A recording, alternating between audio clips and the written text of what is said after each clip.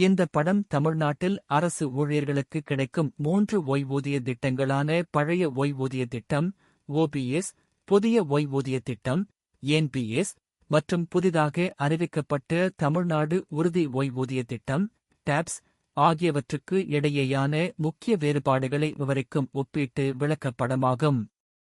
ஓய்வூதியத் தொகை, ஓபிஎஸ் மற்றும் டாப்ஸ் இரண்டும் கடைசியாக பெற்ற சம்பளத்தில் 50% உத்தரவாதம் அளிக்கின்றன, அதே நேரத்தில் என்பிஎஸ் சந்தை வருமானத்தை பொறுத்தது. பணியாளர் பங்களிப்பு, என்பிஎஸ் மற்றும் டாப்ஸ் இரண்டிற்கும் 10% பங்களிப்பு கட்டாயமாகும், ஆனால் ஓபிஎஸ்-க்கு அல்ல. அகவிலைப்படி, சோகஸ்மேலி ஓபிஎஸ் மற்றும் களில் ஆண்டுக்கு 2 முறை வழங்கப்படுகிறது, ஆனால் அல்ல. பாதுகாப்பு, ஓபிஎஸ் மற்றும் டாப்ஸ் ஆகியவை முழுமையாக அரசாங்கத்தால் ஆதரிக்கப்படுகின்றன, அதே சமயம் என்பிஎஸ் சந்தை அபாயங்களுக்கு உட்பட்டது.